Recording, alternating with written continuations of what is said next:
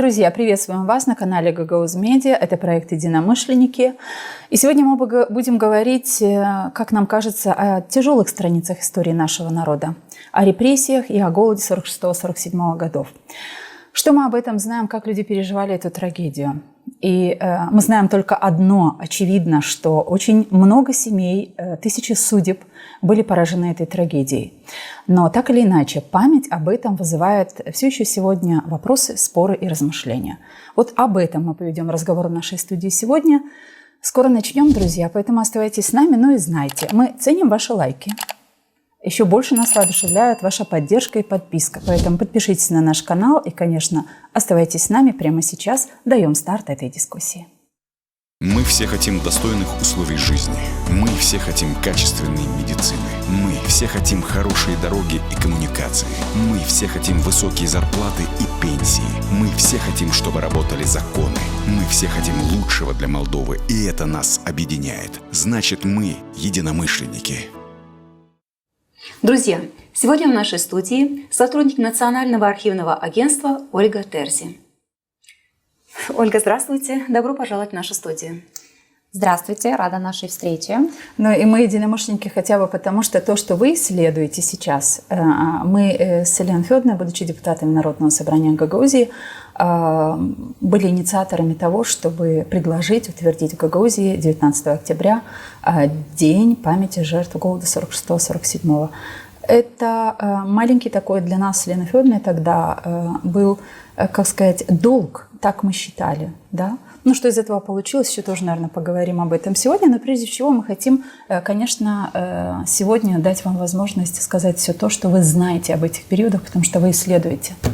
Вы делаете большую работу. Спасибо, Екатерина. Да, но вначале, наверное, нашим зрителям очень интересно. Национальное архивное агентство Республики Молдова. Расскажите очень коротко о том, как оно работает, кто имеет доступ к документам, может ли рядовой житель Молдовы обратиться и получить нужную ему информацию. Как это он должен сделать? Национальное архивное агентство в последнее время мы стали очень открытыми. За последние годы мы приняли практически все документы лиц, репрессированных советской властью. На сайте нашего агентства размещены дела, документы, описи. Люди могут ознакомиться с описями и прийти в архив, заказать в тот же день, к слову, в тот же день заказать дело и ознакомиться с делами своих бабушек, дедушек, которые были подвержены репрессиям. То есть они получат документы в руки, да? Да, в тот же день. Помимо этого у нас хранятся документы и других периодов, царского периода, румынский период. Но в последнее время наиболее востребованными, почему и начала с этих документов, именно дела, документы тех, кто пострадал в результате советского режима. Возможно, потому что до сих пор эти документы хранились под грифом «секретно», и они вызвали в последнее время интерес. А когда вы говорите «пострадали от советского режима», вот какие события или что вы имеете в виду для наших зрителей?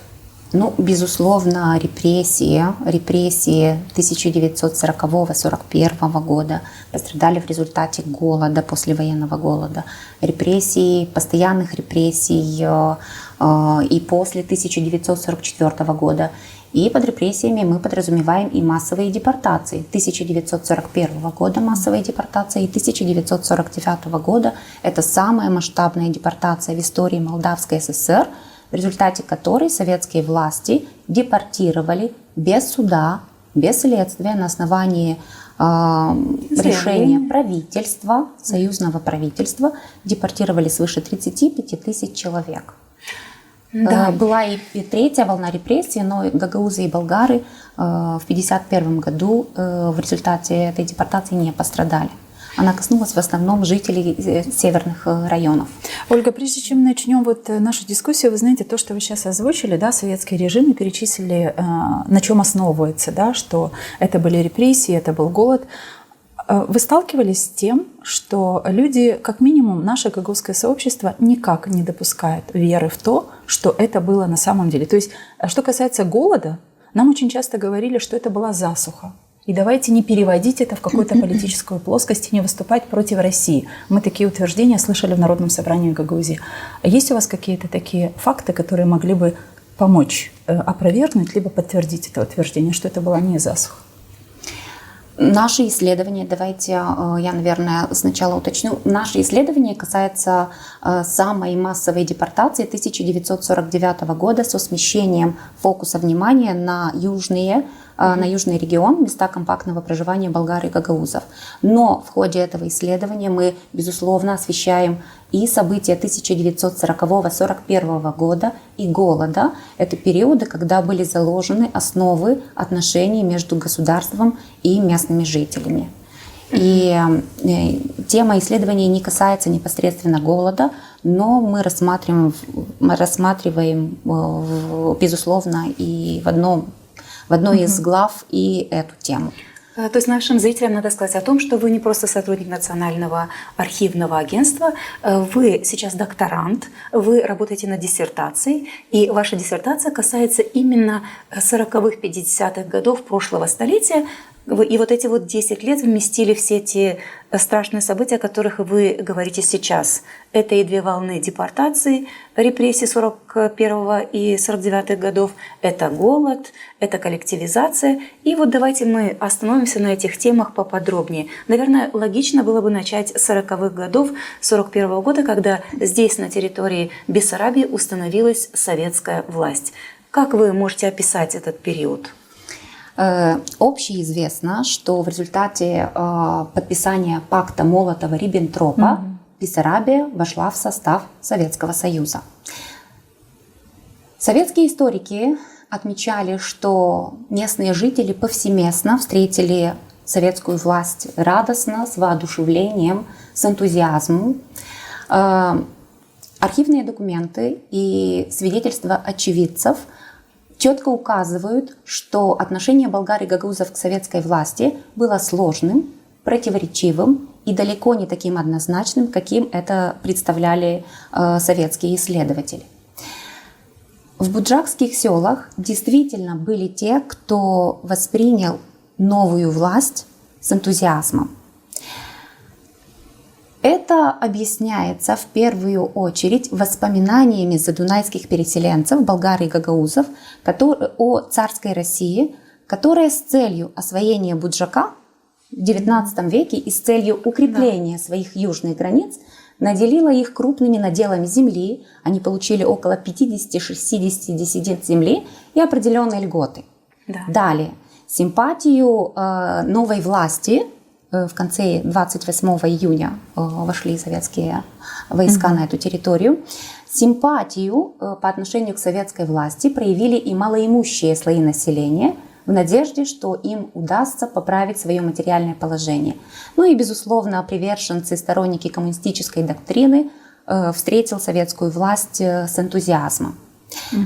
Однако архивные источники содержат и другие свидетельства о том, что, например, среди болгар и гагаузов были и те, кто воспринял новую власть настороженно и даже с тревогой. Впечатляющую характеристику тем событиям дал один из жителей коммуны Чедерлунга, Николай Стояногло, который прибыл в Румынию, эвакуировался уже 29 июня 1940 года. На следующий день.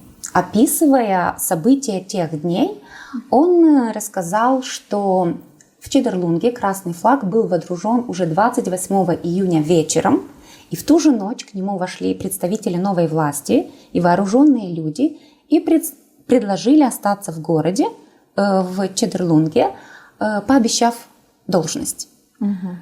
На раздумье дали полчаса. Несмотря на обещанную должность, Николай Стояногло принял решение эвакуироваться. Другой краткий эпизод, характеризующий настроение людей, а именно жителей города Камрата, дала горожанка Галина Миросникова, которая также эвакуировалась. Она, описывая те события, отмечала, что новость о смене власти жители города встретили с разочарованием, в том числе и русские, цитирую, «плач и крик женщин и детей – картина, которую невозможно забыть». Совершенно очевидно, что те, кто воспринял советскую власть с опасениями, с тревогой, были те, кто знал из разных источников из прессы и рассказов очевидцев, что собой представляет советская власть. Например, в 1933 году, в начале 1933 года, когда на территории Советского Союза разразился был голод, во время голода в Советском Союзе жители левобережья Днестра переходили границу и искали приюта и убежища в бессарабских селах. То есть, которые на тот момент входили в состав Королевства Румынии. Да.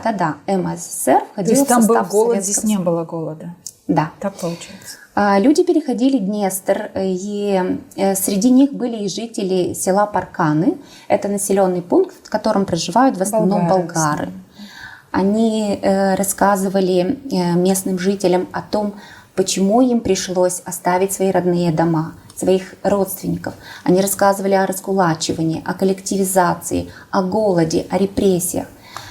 Их истории распространялись среди местных жителей, и таким образом у местного населения формировалось вполне себе определенное представление, что может принести с собой советская власть.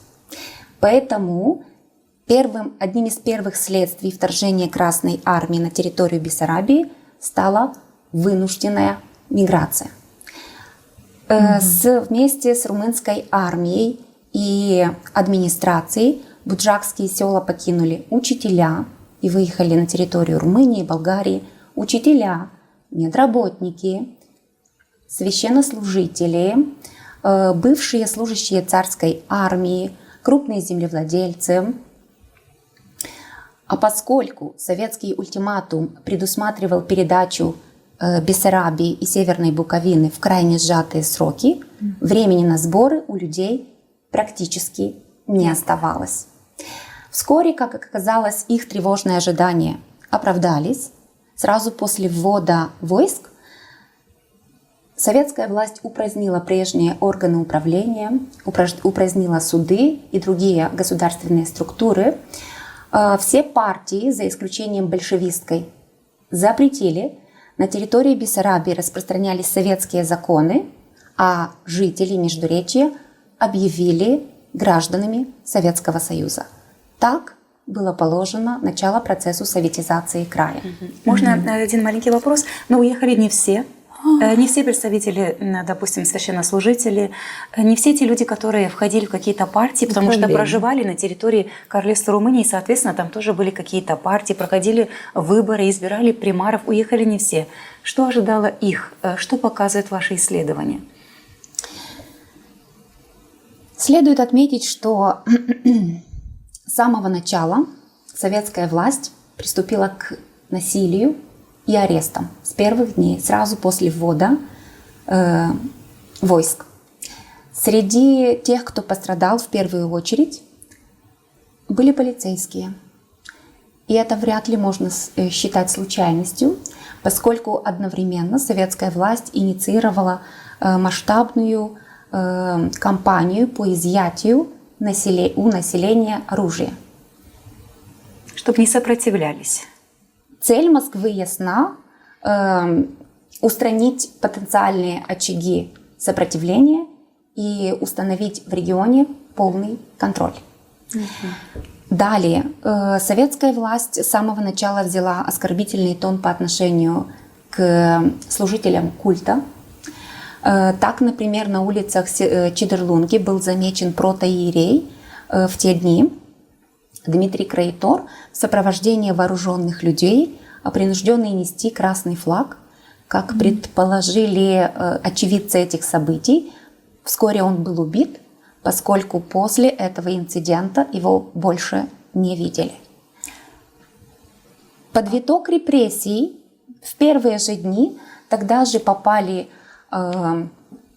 торговцы, те, кто владел магазинами, лавками, ресторанами, ремесленники, люди, выражавшие антисоветские настроения в межвоенный период, судьи, адвокаты, те, кто не успел эвакуироваться, примары, как те, кто занимал эту должность на момент вступления Красной Армии, так и примары всех предыдущих лет межвоенного периода.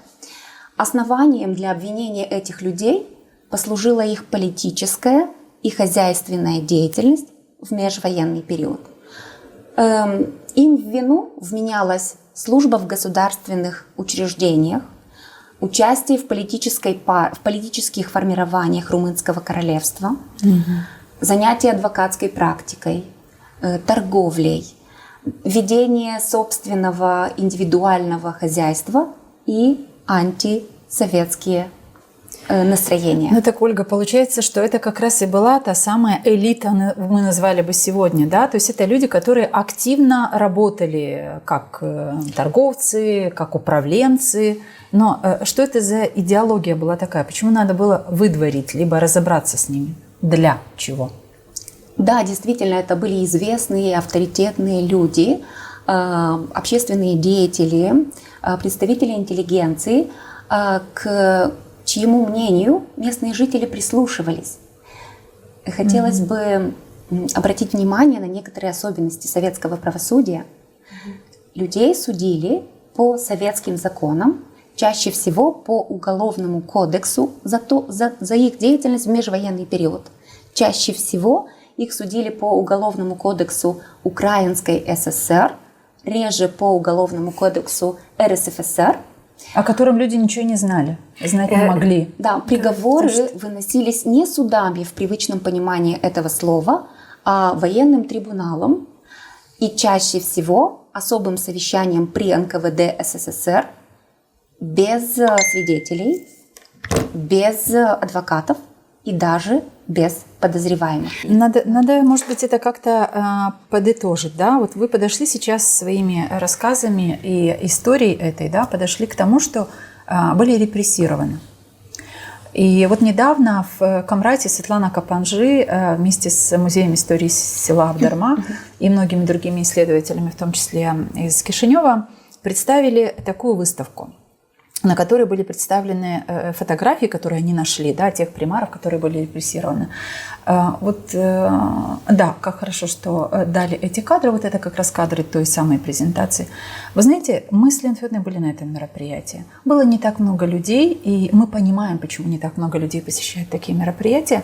Коль скоро мы не знаем свою историю, мы как гагаузское общество, это мое личное мнение, не до конца понимаем, а можем ли мы без вот этих знаний своего прошлого строить какое-то твердое, уверенное настоящее и будущее. Поэтому я этим оправдываю, что люди, не зная, не хотят знать, и тоже тот же страх, да. Не дай бог мы пойдем на это мероприятие, и мое присутствие там, думают отдельные люди, будет связано с тем, что я выступаю против России. Ну, как минимум. Почему-то в наших... Вот я про тех примаров хочу у вас спросить. Вы имеете вот какие-то подтверждения, вами найденные уже в ваших исследованиях, о том, как это было? Какие-то факты, что касается тех примаров? Их судьбы. Это не является непосредственно моей темой исследования, но мы рассмотрели в общем и репрессии 1940 и 1941 года, чтобы понять, как развивались события и почему они развивались таким образом в последующем. В целом людей, которых репрессировали в первые недели вступления Красной Армии, их судьбы сложились трагично, и они во многом типичны. Заключение в лагеря, конфискация всего имущества, лишение людей гражданских прав, избирательного права, как правило, на 5 лет. И люди лишались занимать должность, государственную должность в учреждениях. Фактически людей исключали из общественной жизни. Для чего? Это были активные люди, повторюсь, известные представители интеллигенции. Поступая таким образом, Москва стремилась ликвидировать либо нейтрализовать своих потенциальных оппонентов с тем, чтобы закрепить свою монополию на власть. Да, трудно с этим. Очень сложно это объяснять. Хотелось бы обратить внимание на такую особенность советской политики и советского правосудия. К следствию привлекались местные жители. Их расспрашивали о том, чем занимались люди в межвоенный период, о их отношении к советским лидерам и советскому государству. Почему местные жители соглашались на это сотрудничество из разных соображений? Были те, кто полагал, что таким образом они смогут защитить себя и своих близких от репрессий. Некоторые соглашались на сотрудничество со следствием из-за страха. Были и те, кто рассчитывал таким образом продвинуться по карьерной лестнице. Были и те, кто подписывал протоколы следствия, заранее подготовленные, не понимая их содержания, поскольку не все владели русским языком. Да. Так или иначе, но подобная практика раскалывала общество. И тот факт, что в репрессиям были подвергнуты лидеры общественного мнения, ослабили болгарские и гагаузские населенные пункты.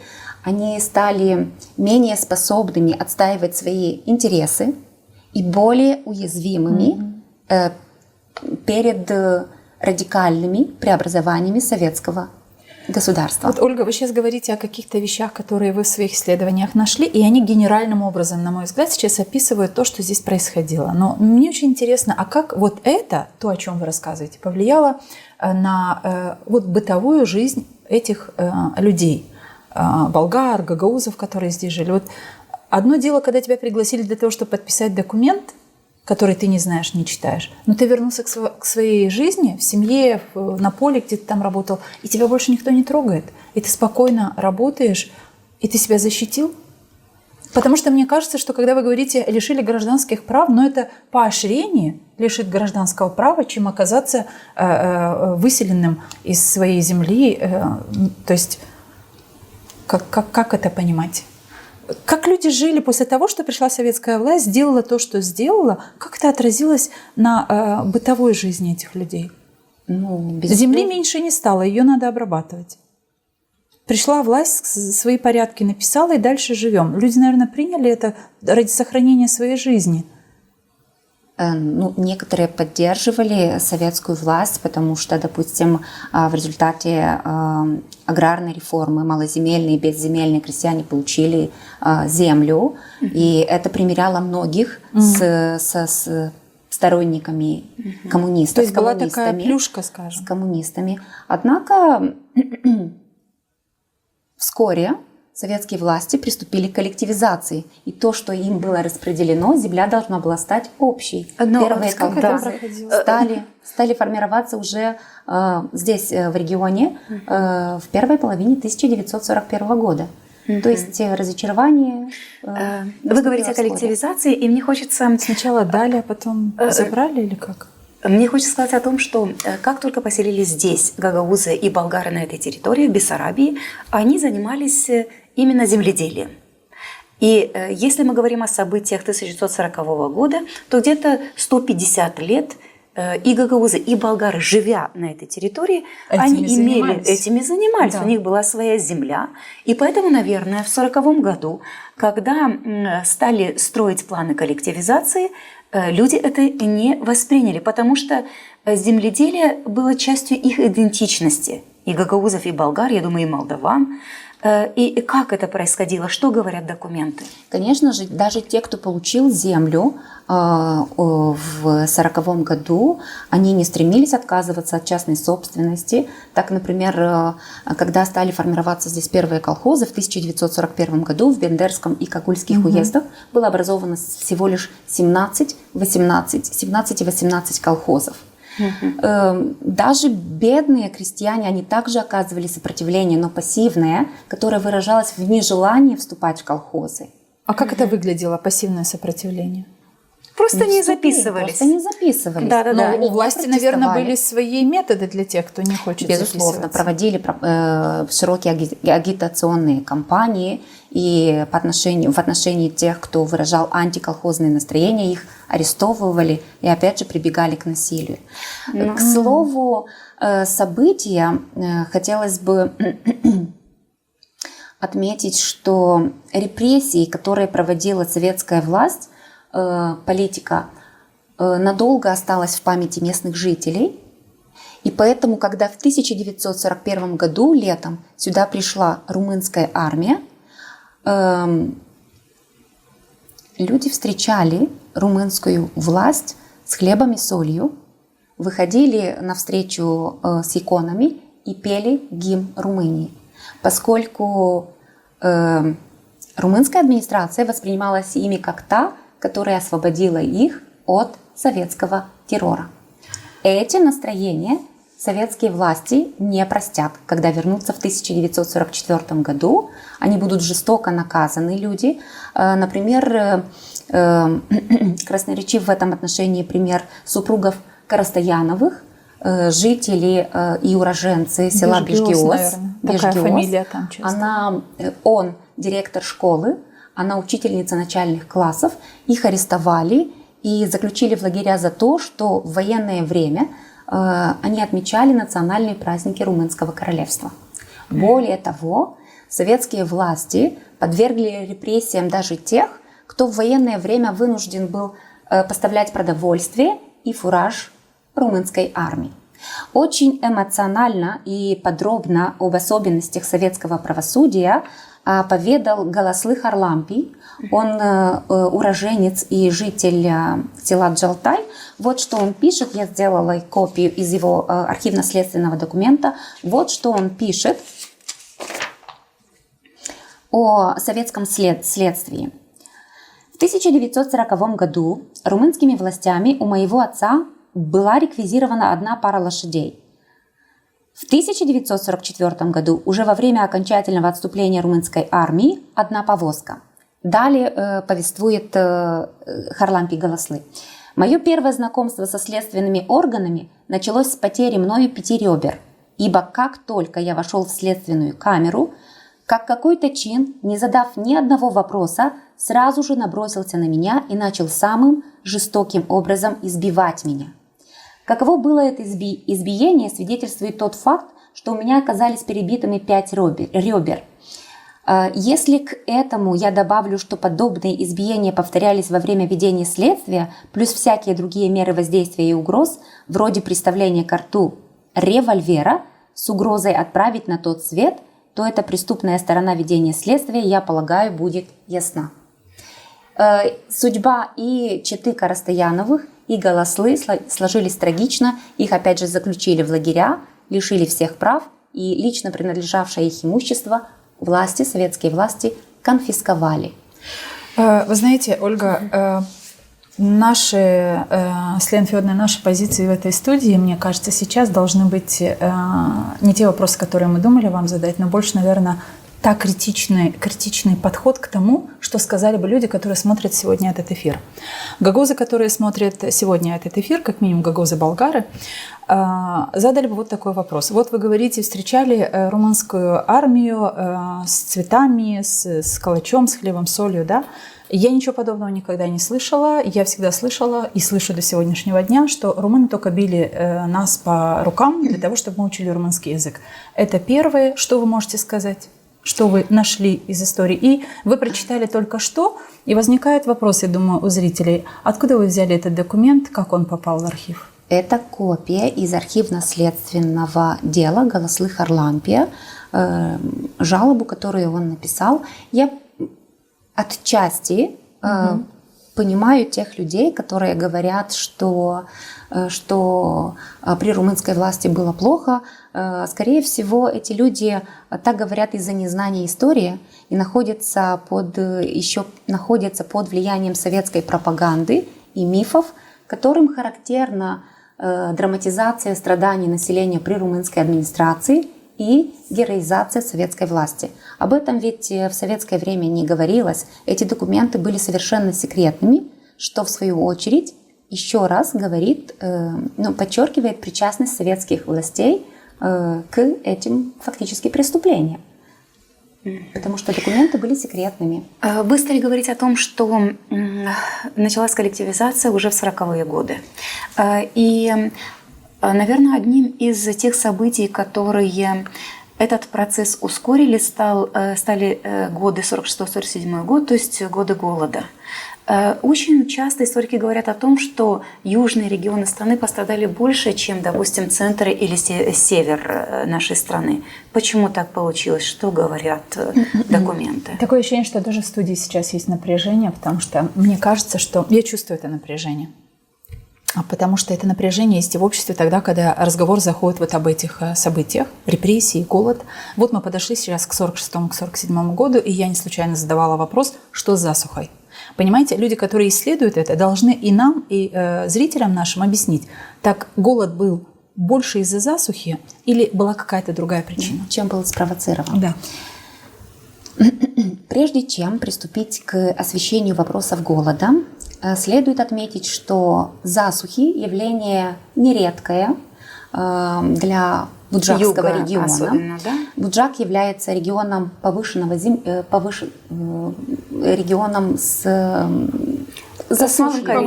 засушливостью, назовем так. Мы не аграрии здесь, в этой студии, но мы знаем, что и сегодня, и 5 лет назад, и 6, и сегодня рискованного земледелия. Да. Это Скальковский еще писал, когда описывал территорию Бессарабии, он писал, что да. Но болгары и гагаузы, придя сюда, начиная с 1830 года, стали создавать в своих населенных пунктах своеобразную систему защиты от природных катаклизмов. Они создавали так называемые запасные хлебные фонды.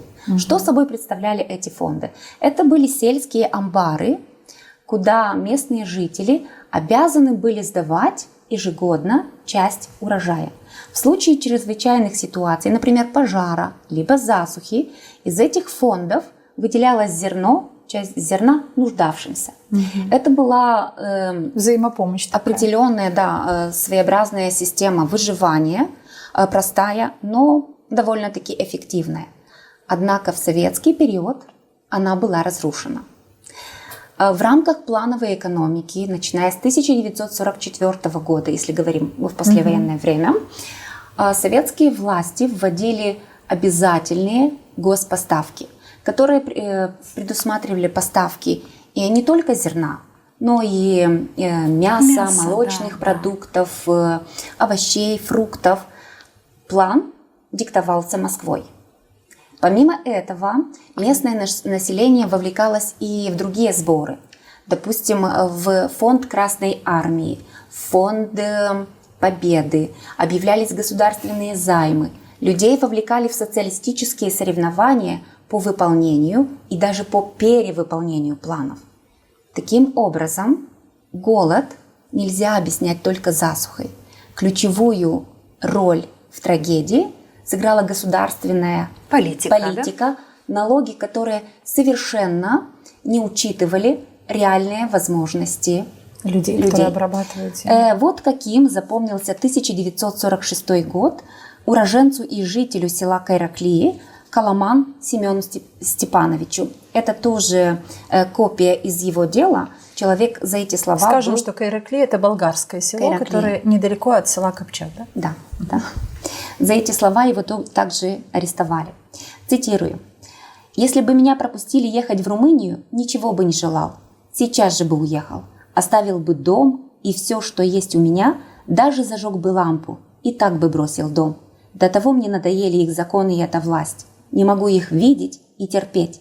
Все оборванные, не видать прилично одетых, а все дай и дай. До горла сыт этим освобождением». Знаете, Ольга, вот вы читаете, а я думаю, но если людям было так тяжело и надо было выживать, как же люди писали это? Для чего писали? Где писали? Они не писали, они говорили. Кто-то эти слова передавал. Да, советская власть опиралась на широкую агентурную сеть. Для чего? Из каких соображений? Чтобы пресекать антисоветские настроения на корню. В населенных пунктах достаточно было иметь 3-4 агентов, доносчиков, чтобы контролировать местное сообщество. Что они делали? Слушайте, будем задавать глупые вопросы для того, чтобы нашими вопросами можно было через ваши ответы объяснять людям то, что для вас очевидно. Что делали эти агенты? Писали доносы на своих односельчан, Почему местные жители соглашались на это сотрудничество? Опять же, из различных соображений. Некоторые, повторюсь, полагали, что таким образом они смогут защитить себя и своих близких от репрессий. А были и те, кто делал это из зависти, мести, злости, сведения личных счетов. Советский режим создавал благоприятную почву для проявления человеческих пороков. Вот так.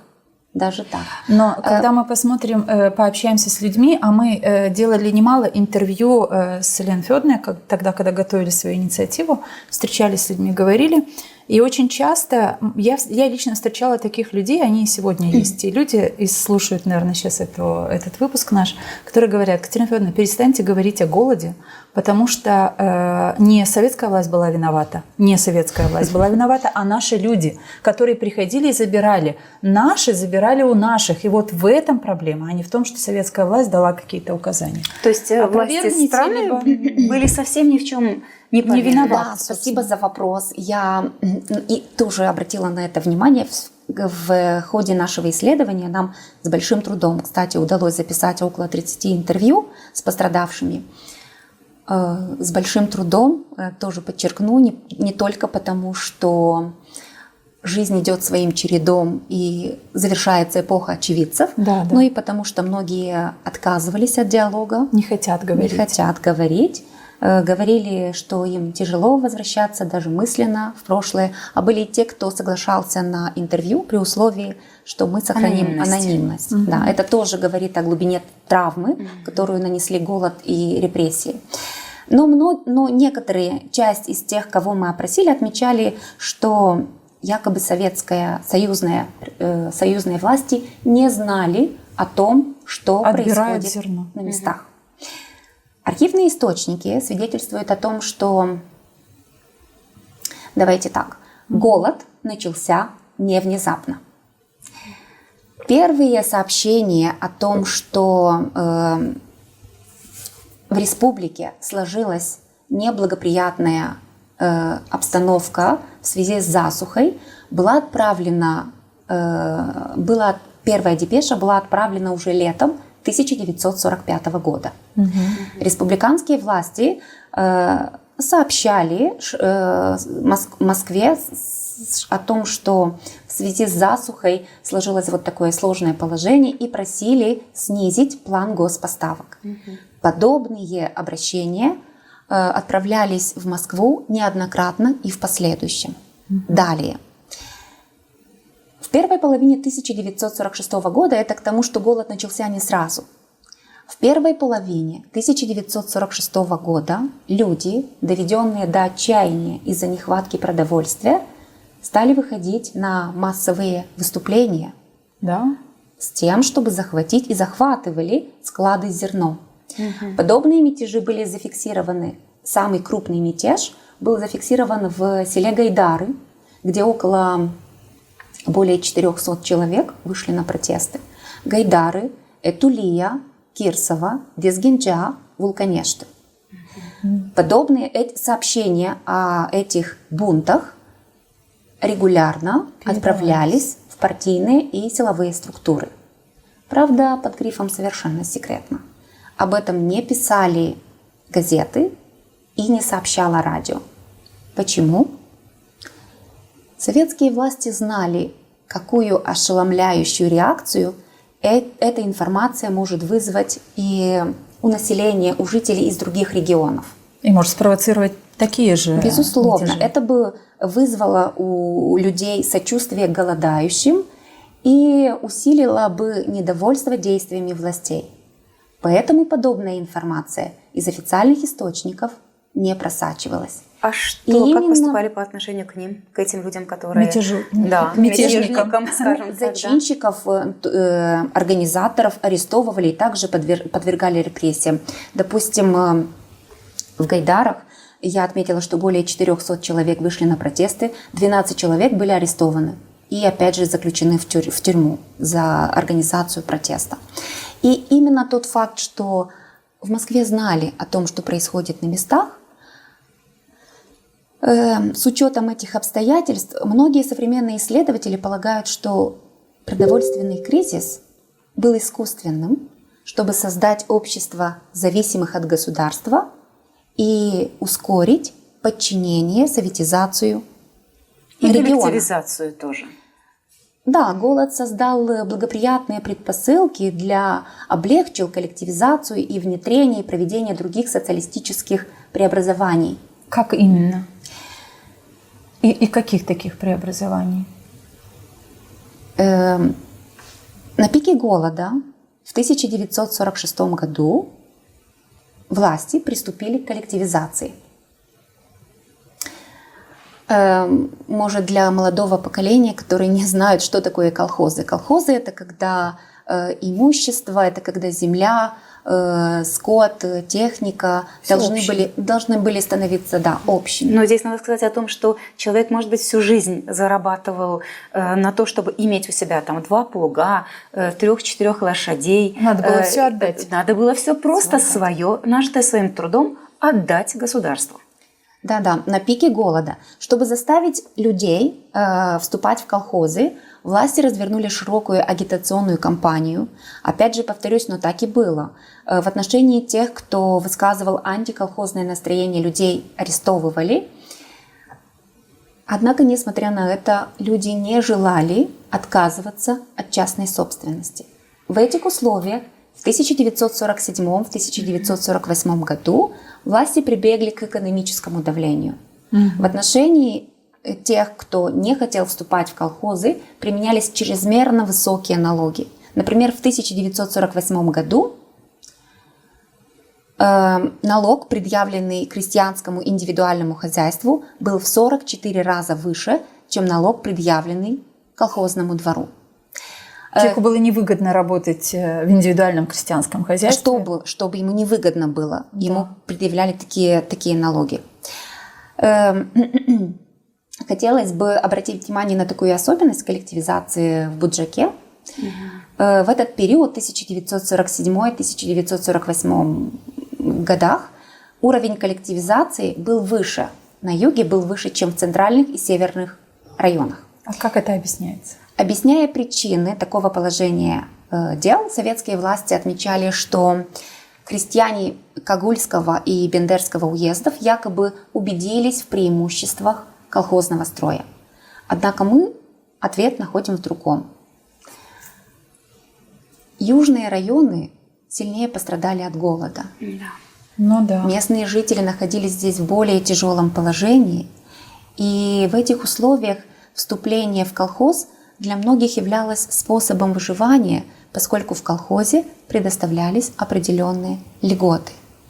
К тому же площадь земельных угодий на юге была выше, чем в центральных и северных районах.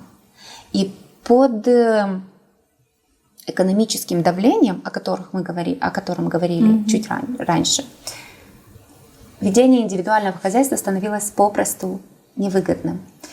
И на что хотелось бы обратить внимание, что образованным колхозам давали названия, которые абсолютно не были связаны ни с традицией, ни с культурой, ни с историей болгар и гагаузов. Например, им присваивались имена советских руководителей: колхоз имени Сталина, колхоз имени Ленина, колхоз 40 имени лет ВЛКСМ. Берии. У нас Да. в Авдарме 20-го съезда КПСС. Да, или более лиричные названия «Светлый путь коммунизма». Ну, смотрите, все согласно той идеологии, которая навязывалась и внедрялась. То есть все очень методично, все очень Названия аккуратно. улиц вот в это же Чтобы вплетались. оторвать людей, местных жителей от этнокультурных ориентиров и традиций. Ну, то есть, скажите, но голод, да, больше всех юг Молдовы пострадал от голода, и мы знаем, что более 30% почти всех населенных пунктов гагаузских, как минимум, умерли во время голода. Но есть ли у вас какие-то данные в ходе ваших исследований обнаруженные, чтобы вы могли сказать о том, как это отразилось действительно вот на численности населения болгарских, гагаузских сел юга Молдовы? Потому что у нас, допустим, в нашем обществе гагаузском очень часто мы слышим: ну не надо придумывать 30%, не надо, кто-то говорит 60%. Ну вот это просто недоказанные, неисследованные, неточные данные. Что вы можете сказать? Голод действительно стал настоящей демографической катастрофой. Самые высокие показатели заболеваемости, дистрофии и смертности были зафиксированы на юге. Сегодня сложно сказать, уточнить число людей, которые пострадали от голода. По оценкам современных исследователей, в целом по республике от голода скончалось свыше 150 тысяч человек.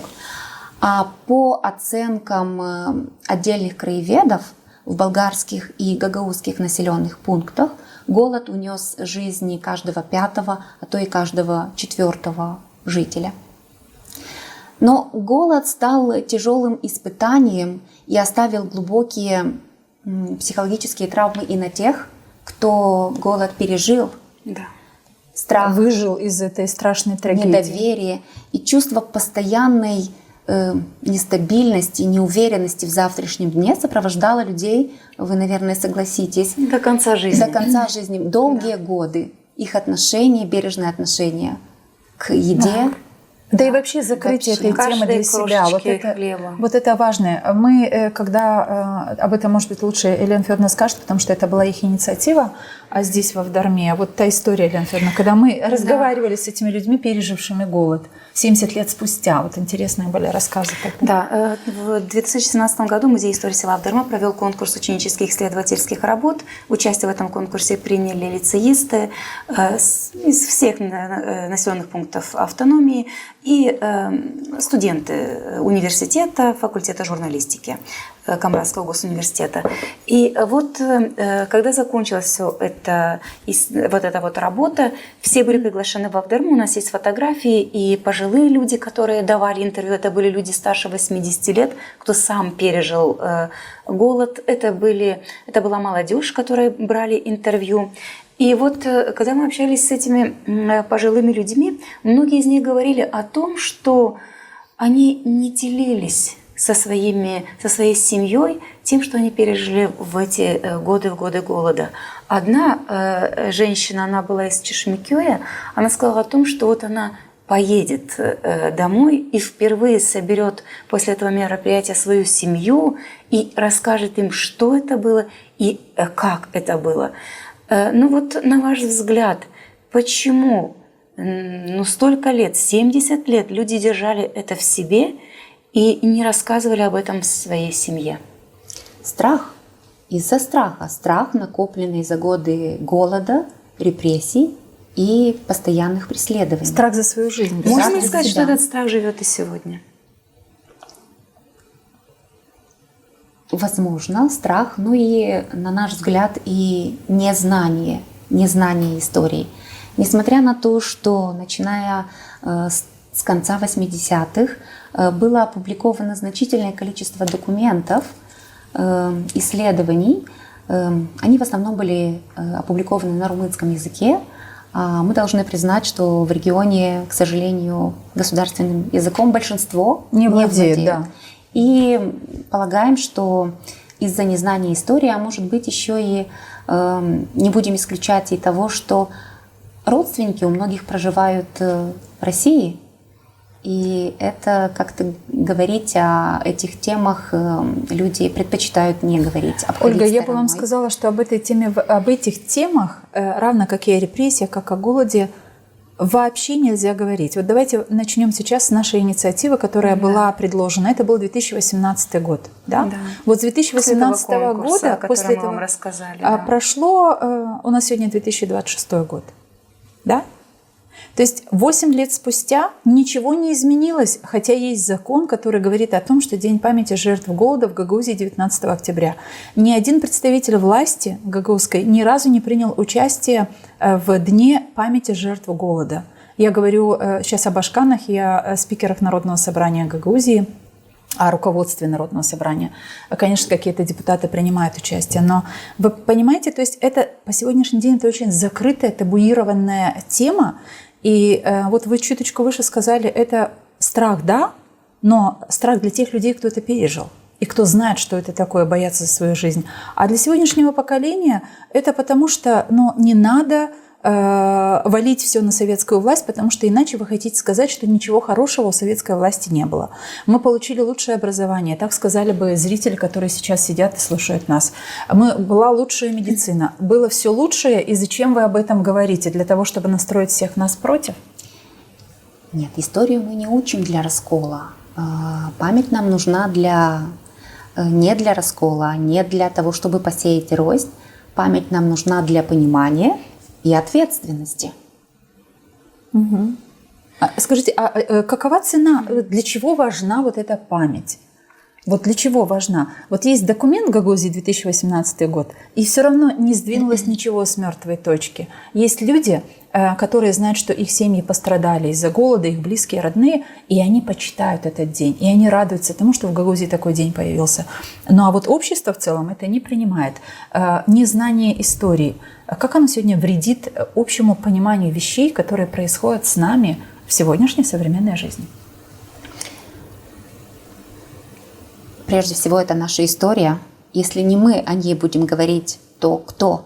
За официальными статистическими данными скрываются тысячи сломленных судеб наших бабушек, наших дедушек, наших родственников, наших соседей.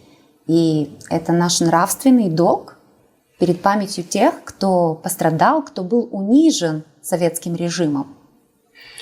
Скажите, вы говорили о том, что главная составляющая, то есть главная тема ваша – это 49-й год, репрессии 49-го года, да? Что вы можете сказать? Общество к 49-му году с каким мышлением, с каким отношением к жизни пришло? Вот к 49-му году. После всего того, что мы с вами уже обсудили, это и репрессии 41-го года, это и голод 46-47 годов, это и коллективизация. Но не стоит забывать, что в это же время шла Вторая мировая война, в это же время были с 41 по 45 год, это годы, когда здесь на юге разразился тиф и тоже унес огромное количество жизней. То есть вот это десятилетие, к концу этого десятилетия, с чем пришли жители юга, скажем, Молдовы?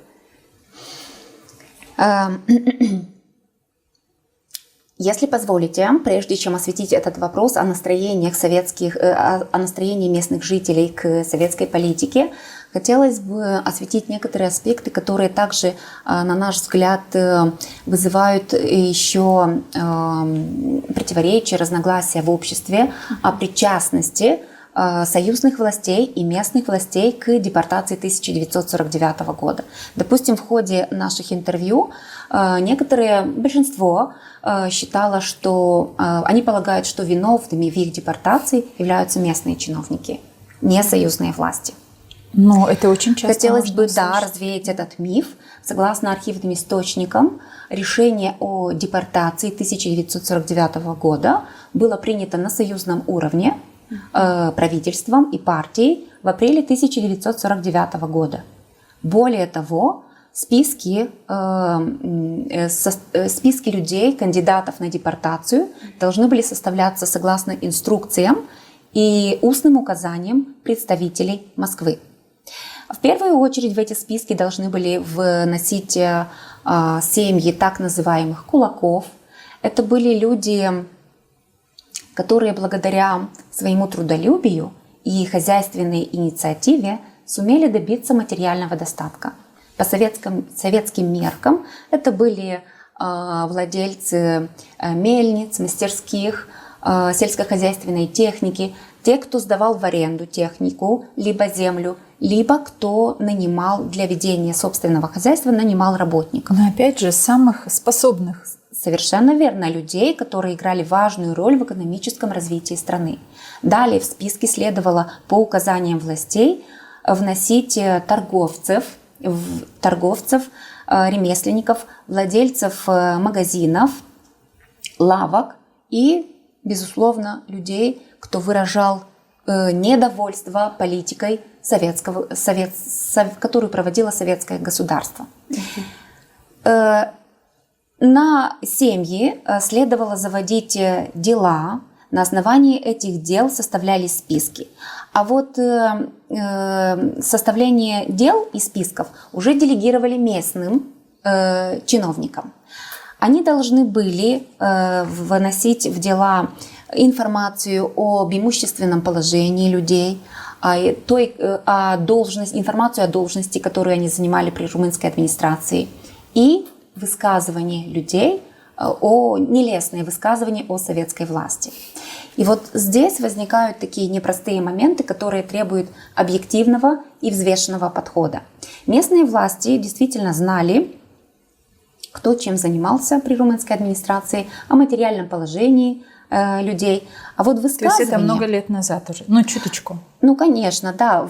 Это было до 1940 года. Люди были состоятельными. Мы преднамеренно исключили это слово «состоятельные». В 1949 году состоятельными люди уже не были. В условиях советской экономики быть зажиточным все обдирали. Фактически было, да, после такого голода было невозможно. Люди состоятельными были в межвоенный период. И их вносили в списки за то, что они когда-то были состоятельны. Да, совершенно верно. Но это были по-прежнему активные, сметливые люди, предприимчивые, с хозяйственной... Жилкой такой. Да. Местным чиновникам делегировали составление дел и составление списков, заведение дел и составление списков. То есть давайте Советский переведем план. это, простите, пожалуйста, извините, но давайте переведем это для большего понимания. То есть кто-то в селе, я пишу на Лену Федоровну, что ее семья... Нет, это власть. Власть, представители власти, это все сельчане, это все жители одного села. Да. Правильно? Да. То есть я власть в селе назначенная, я пишу, что у Лены Федоровны в семье там вот это, 10 лет назад 10 лет назад было какое-то имущество большое. И готовлю документы для того, чтобы сейчас ее отсюда выселили. Так или как? Да, именно так и было. Но следует понимать, что советский репрессивный аппарат работал по плану. План был спущен сверху Москвой, сколько человек нужно было депортировать. С каждого населенного пункта. Каждый районный отдел МГБ получал свою цифру, не меньше. Свой план.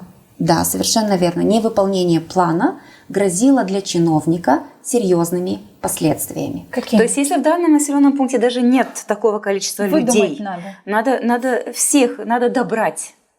Если правильных кандидатов, правильных в кавычках, не хватало, то списки пополнялись людьми, которые подходили заявленным критериям лишь формально, либо не подходили вовсе. Я делала одно такое интервью с женщиной, которая в Чедерлунге и сегодня проживает. Не буду называть ее фамилии, но все люди, которые смотрели это интервью на Молдова-1, Гагауз медиана программа, вот как раз о том, что мы не знали, почему нас выселили. Мы не знали, мы не понимали, у нас ничего не было. Мы жили в какой-то там совершенной бедноте и нищете. За что? Да, простите. То есть списки никто не перепроверял, план горел, его нужно было выполнить в крайне сжатые сроки. При этом тоже, говоря о причастности, о роли союзных и местных властей, нужно понимать и масштабность операции. Власти планировали депортировать свыше 10 и депортировали свыше 10 тысяч семей. Обработка такого массива документов в крайне сжатые сроки неизбежно порождала ошибки. Например, инструкции предусматривали исключать из списков ветеранов войны тех, кто воевал на стороне Красной Армии. И хотя союзные власти официально не призывали болгар и гагаузов среди них в армию, среди них были те, кто ушел на войну добровольцами. Однако это вовсе не стало гарантией того, что семью не депортируют. Нами было зафиксировано несколько случаев депортации и ветеранов, и их семей. Нарушили инструкцию, значит. Это, в свою очередь, свидетельствует не только о жестокости советской системы, но и о ее небрежности. И, к слову, о том, что хотелось сказать, труд болгар и гагаузов оказался широко востребованным в рамках трудовой мобилизации. Допустим, за короткие сроки, это был, конечно, немножко период раньше, Но их мобилизовали за короткий срок с августа по сентябрь 1940 года. Их мобилизовали на различные объекты угольной, строительной, металлургической промышленности, где люди, в основном сельскохозяйственные труженики, оказывались в совершенно незнакомых для них условиях, и рисковали люди порой не только здоровьем, но и жизнью. Однако эту заслугу советская власть обошла вниманием. Да. В июне 1949 года списки в основном были составлены, они прошли районный уровень, далее республиканский. Дальше следовало провести операцию быстро и в полной секретности. Для чего? Для того, чтобы местные жители не узнали о ее проведении. В противном случае бы операция сорвалась. Однако жители о проведении депортации были предупреждены теми, кто составлял списки, теми, кто заводил дела, теми, кто непосредственно участвовал в проведении организации операции. Эти случаи, в свою очередь, свидетельствуют о том, что даже внутри системы были те, кто ставил человеческие отношения выше страха и материальных интересов. К тому же уместно будет заметить, что советские власти в октябре 1948 года провели депортацию в Измаильской области, депортацию 250 семей, так называемых кулаков. Безусловно, жители приграничных районов узнали о том, что произошло с их родственниками. И люди догадывались, что рано или поздно власти проведут депортацию и на территории республики.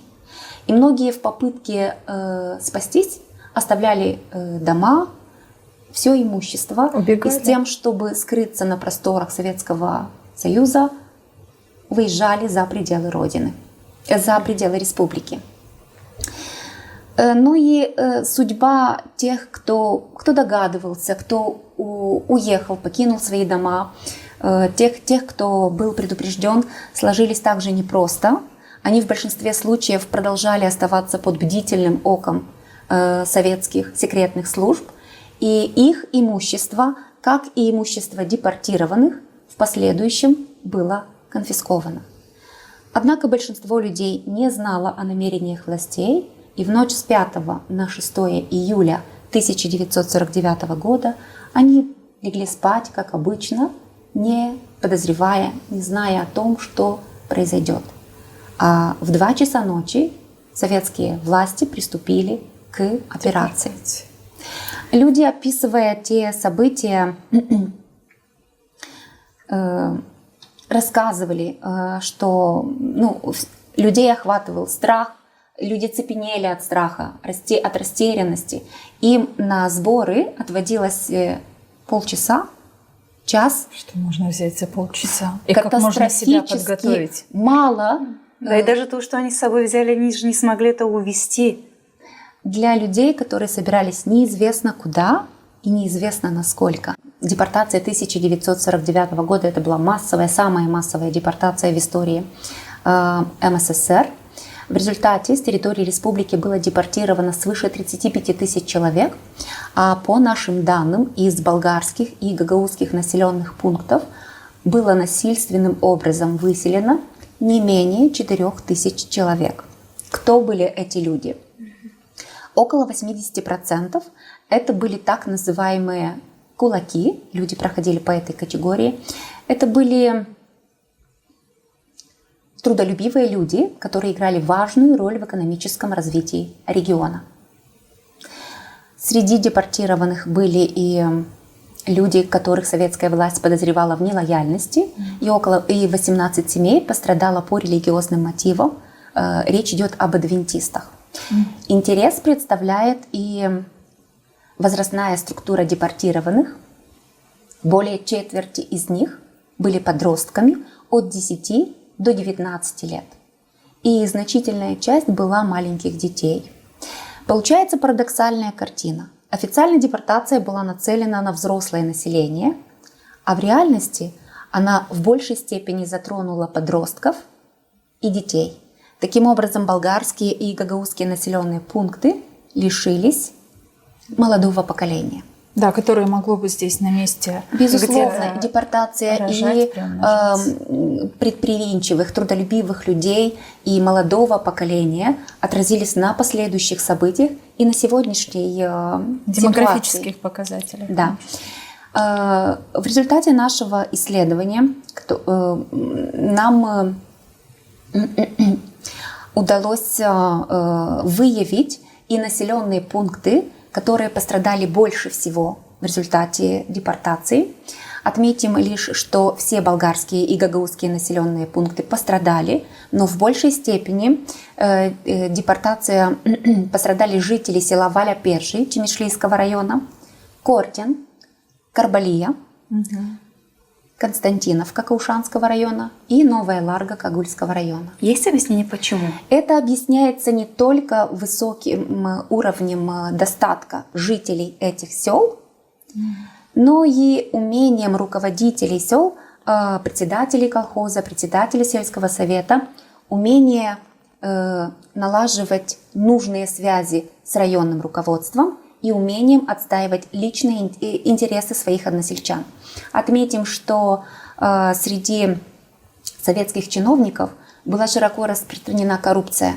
Иногда человека могли исключить из списка из-за нескольких банок красок, либо ковра, либо бочки меда. Исключить из списков. Исключить из списков. Но никому невозможно вообразить, что это такое, только тем, которые это пережили. Потому что не вмещается в голове одного человека, как на территории твоей собственности приходит человек и говорит, что ты уезжаешь вместе со своей семьей, ты собираешься куда? Не знаем. У тебя есть полчаса, забери что-нибудь с собой и покидаешь это место. Но... Трагедия начинается с этого слова. Не с того момента, куда они попали, что они пережили, а трагедия начинается с этого. И трагедия, знаете, чем еще больше усугубляется? Люди так ведь знали, что произошло в 40-м и 41-м. Они знали, что те, кого увезли, больше не вернулись в свои населенные пункты. Они уже понимали, что их ждет, наверное, такая же участь. Они, возможно, после 40-го и 41-х годов жили с этим страхом. Ольга, знаете, о чем я сейчас подумала? Вот мне очень тяжело, честно. Так тяжело об этом говорить, хотя я не могу сказать, что я очень далека от этой темы, потому что так или иначе я как журналист интересовалась, и благодаря тому, что Лена Федоровна, музей Авдорамы, очень много проводили здесь мероприятий, я пыталась бывать, видеть, слышать и информироваться. Но сегодня мне очень тяжело. Мне знаете, какой вопрос возник, слушая вас? А почему вы взялись за эту тему? Вот докторскую диссертацию можно писать на разные темы. Вот это очень сложная тема. Почему вы взялись за эту тему?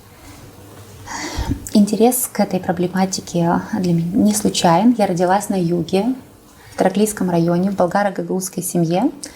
И хотя среди моих близких родственников не было депортированных, но трудовая мобилизация, голод, война, нищета, репрессии стали частью жизненного опыта моих самых родных и близких. О том, через что они прошли, я узнала уже после развала Советского Союза. Ну, как мы все. И особо сильное впечатление на меня произвели рассказы моих бабушек и дедушек о голоде. Первым нарушил молчание мой дедушка по материнской линии. Он, уже будучи тяжело больным, рассказал о том, как он пережил голод в подростковом возрасте. По его словам... Это дедушка Гагауз? Да, с села Карбалия в 1946 году, после того, как весь урожай был изъят в счет госпоставок, он с матерью, а его отец в это время находился за Уралом в рамках трудовой армии, он с матерью вошел в зиму с одним ведром зерна, да и то было сметено вместе с землей. От голодной смерти их тогда спасли овечьи шкуры, сушившиеся на чердаке, и вещи, которые сложно назвать съедобными. И интерес к теме, воспоминания моих родных подтолкнули меня к этому глубокому, я надеюсь, внимательному и, насколько это возможно, беспристрастному осмыслению этих событий. Мне всегда было интересно узнать Почему люди десятилетиями хранили молчание? Да. Чем были вызваны эти лишения? И на ком лежит ответственность за эти трагедии, но фактически преступления? Вы знаете, сегодня очень часто говорят о том, что зачем вы все это вспоминаете? Это было давно. А на ваш взгляд, нужно ли об этом говорить? Зачем это нужно тем, кто живет сегодня? Наверное, нужно сказать, что история, и в том числе изучение этих трагических событий важно, имеет большое значение, поскольку история – это наука не только о прошлом, но и о настоящем, и даже о будущем. Осмысление прошлого помогает глубже понять нас самих себя, современность, и, что не менее важно, помогает очертить осознанно вектор нашего дальнейшего развития. Чего мы не должны повторить, чего мы должны опасаться, да? Да, и напротив, информационный вакуум всегда становится благоприятной почвой для распространения слухов, домыслов, дезинформации и манипуляций. Что может сыграть с нами злой рок? Трагедии могут повториться, поскольку история не прощает невыученных уроков. Да. От чего-то очень горько. Да. И знаете, вот я не знаю, у каждой из нас сейчас, и чуть выше я говорила о напряжении, а сейчас я чувствую такую печаль глубокую. И, конечно, в первую очередь, мы очень рады, на самом деле, что такие люди, как вы, есть немало таких людей, которые сейчас занимаются тем, что исследуют разные периоды жизни из истории гагаузов, болгар, может быть, молдавского народа еще. Это очень важно на самом деле. И то, что мы оторвались от вот этих событий, это же не говорит о том, что мы не можем вернуться, не можем знать. Очень часто люди боятся того, что не надо ворошить прошлое. Вот буквально вот это словосочетание, оно очень часто звучит в гагаузском сообществе. Ну к чему вы ворошите прошлое? Вы объясняли свою точку зрения как исследователь, почему важно знать прошлое, как минимум для определения своего будущего. Горько от того, что по сегодняшний день не признаем, мы не хотим признавать, что это была наша история. То есть для того, чтобы признать, как мне кажется, это надо знать. Вот когда мы будем знать, тогда мы сможем точно выработать свое отношение к событиям, которые происходили. И, может быть, у вас есть какой-то внутренний, я не знаю, призыв, либо там какое-то свое обращение к людям, которые, да, вот считают, что не надо возвращаться в прошлое. Было, и все. Вот что должен делать человек, который не ходит, как вы 20 лет работаете в архиве, и, конечно, у вас всегда, все 20 лет у вас были под рукой документы, которые, возможно, и спровоцировали у вас вот такое желание взяться и написать докторскую диссертацию как раз вот по этой теме.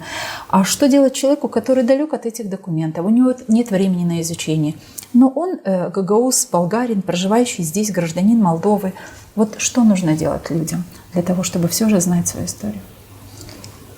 Интересоваться. Эти истории и обсуждение этих тем, чему учат нас? Учат нас критическому восприятию не только прошлого, но и действительности. И, на мой взгляд, обсуждение этих тем важно, поскольку оно учит нас ценить человеческое достоинство и ценить те права и свободы, которые сегодня нам кажутся естественными. Угу. Поэтому так важно изучать историю, на наш взгляд. Важно изучать историю, и именно этот период, связанный с советскими репрессиями и голодом в том числе. Почему Молдова не смогла за 30 лет независимости сделать тверже шаги в этом направлении, чтобы история народа была более доступна и через школьные учебники, и через какие-то другие вещи? Что вы можете сказать? Были заняты реформами постсоветского периода. Наверное, было не до обсуждения этих вопросов, хотя они важны, поскольку, повторюсь, невыученные уроки, в свою очередь, приводят к другим проблемам, в том числе к расколу общества.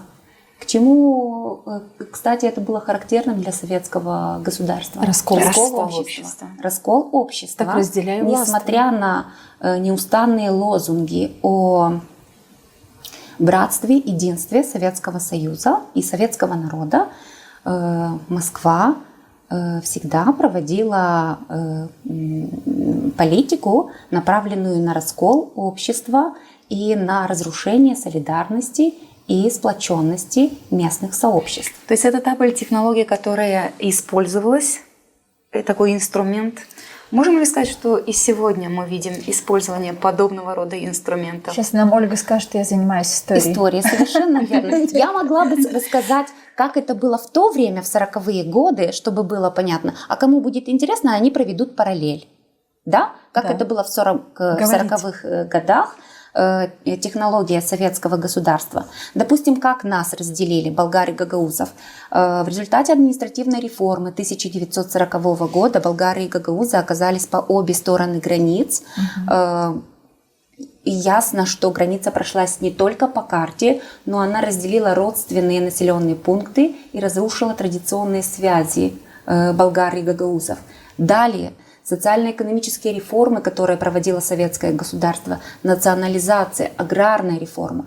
По сути, они не решали проблему бедности, но они посеяли рознь между людьми, между теми, у кого конфисковали землю, и теми, кого наделили землей. Мы говорили о доносительстве, которое поощрялось советским режимом, которое сеяло между людей недоверие, подозрение. Оно также способствовало расколу общества. Кадровая политика, которую проводило советское государство. Под кадровой политикой мы подразумеваем мобилизацию. И если говорим о болгарах и гагаузах, активная мобилизация местных жителей на работу за пределы республики в разные уголки Советского Союза. Почему активная? Повторюсь, что за короткий период с августа по октябрь 1940 года отсюда, с Бендерского и Когульского уездов, мобилизовали свыше 19 тысяч человек. А в это время для укрепления своих позиций Москва направляла советских и партийных работников для проведения своей политики советского государства. То есть 19 тысяч отправили? И, за короткий период. Это еще не все. Это не все. Болгары и гагаузы были мобилизованы и после 1944 года. Далее их направляли в ФЗО на обучение. Тоже они оставались там. Кто уехал, большинство из них оставалось... В молодом возрасте, если уезжали, то да, конечно. И эта кадровая политика, которую проводило советское государство, способствовала не только вымыванию национального компонента, но оно повлияло и на самоорганизацию буджакских общин. Ну и на этническое истощение в том числе. Совершенно очевидно. Далее репрессии в первую очередь коснулись интеллигенции, людей, которые могли бы организовать антисоветское сопротивление. Можно сказать, что местные сообщества были обезглавлены. Да, я возвращаюсь к своему вопросу. 1949 год. Удалось обезглавить вот к этому периоду? Вот на протяжении почти 10 лет над этим работали, получается? Если говорить о сопротивлении, оказывало ли местное население сопротивление советской власти, безусловно. В 1940 году нами было зафиксировано несколько случаев, когда в буджакских селах люди массово, сотни людей выходили на протесты в связи с тем, что советские власти на места арестованных примаров назначали своих сторонников, коммунистов, и представителей наиболее бедных слоев населения. Бедных слоев населения, чтобы манипулировать, легче манипулировать обществом. Местные жители, эта политика вызывала недовольство у местных жителей. Почему? Потому что на руководящую должность назначали не по компетентности, а по степени лояльности советских властей. Например, такой протест был зафиксирован в селе Твардица. Человек, один из протестующих, смельчак, посмел заявить, что на руководящие должности назначают тех, кто не то что селом, а даже своим хозяйством руководить не могут. И это стоило ему жизни. Он был арестован и во время следствия скончался. По-моему, мы переживаем дежавю сейчас совершенно, если говорить о Гагаузии. И аналогичный случай был зафиксирован и в Бешалме, где около 300 жителей вышли на протесты, собрались перед зданием сельского совета с требованием, чтобы снять председателя с должности. Угу. Их требование было проигнорировано, но я к тому, что о динамике в 1940 году, о динамике сопротивления в 1940 году мы фиксируем коллективное выступление. В 1946 году, в начальной фазе голода, опять же, зафиксированы случаи коллективного сопротивления. Мы говорили о селе Гайдары, о Дизгинже, когда люди выходили на протесты из-за нехватки продовольствия. В 1947-1948 году ситуация меняется. Сопротивление приобретает индивидуальный характер, либо небольшими группами и скрытые формы. Ну, то есть, в буджакских селах распространялись листовки с антисоветским содержанием, либо письма с угрозами в адрес местных руководителей. И было пассивное сопротивление местных жителей, политики властей. Они сопротивлялись вступать в колхозы. В 1949 году, во время коллективизации, люди в целом восприняли это выселение безропотно. Угу. То есть, получается, ответ на вопрос Лены Федоровны, была ли вот эта динамика, то есть если тогда, в 1940 году, постепенно угасала эта активность граждан и желание противостоять. Да, то есть... и, безусловно, на это повлиял страх, о котором мы говорили. Люди сосредоточились на выживании, а не на сопротивлении. И та политика разобщения, которую проводило советское государство в крае. Ольга, спасибо вам большое за эту дискуссию. Да? Вы знаете, все равно горечь она остается, потому что мы все люди, и фибрами души чувствуешь то, о чем мы сейчас обсуждаем. Упаси, Господи, всех нас и любого человека, любое сообщество от таких трагедий, которые пришлось выдержать нашему народу, гагаузам, болгарам, молдаванам. И, собственно говоря, не только нашей республики. Тогда это мы знаем из истории других народов. Это коснулось многих, но так или иначе, очень важно об этом знать, и мы искренне благодарим вас за то, что, мне кажется, вообще это определенная смелость, Ольга, в это время браться именно за такие темы докторских диссертаций, когда это действительно важно сообществу. То есть можно, и я знаю, и мы знаем, да, есть очень много тем, которые, никогда люди не откроют, не посмотрят эти диссертации. А вот мне кажется, та тема, за которую вы взялись, это очень важно для того, чтобы осознание своего исторического прошлого было ясным предметом для тех людей, кто хочет знать, а кто мой народ, какую историю он прожил, как мы к этому относимся и что мы будем делать дальше, чтобы этого не повторить. Искренне вас благодарим за то, что вы нашли время, приехали к нам в студию. Продолжайте. И мы, безусловно, мы хотели бы участвовать в защите вашей диссертации. Когда это случится, вы нас пригласите, пожалуйста. Обязательно. Вам спасибо за приглашение. Пусть и дальше эта студия остается площадкой для свободного обмена мнениями и обсуждения вопросов не только современности, но и истории. Да, это очень важно. Спасибо. Друзья, мы, Елена Карамид и Екатерина Жекова, вам тоже говорим спасибо, потому что вот эту сложную тему, те, которые смотрели и которые еще посмотрите, надо все-таки знать, что говорят исследователи, которые тщательно, и вот так, как это представила сегодня Ольга Терзи, занимается этим вопросом. Тяжело, но надо знать, без истории и без знаний прошлого невозможно сделать какой-то уверенный шаг в будущее. Давайте будем думать о том, какие шаги мы будем делать. Вот здесь, в нашей студии, мы обсуждаем через наши дискуссии. Вы присоединяйтесь к нам, друзья, ставьте лайки, пишите комментарии и, безусловно, подпишитесь на наш канал, если вы этого еще не сделали. Ну а на сегодня до встречи. Мы все хотим достойных условий жизни.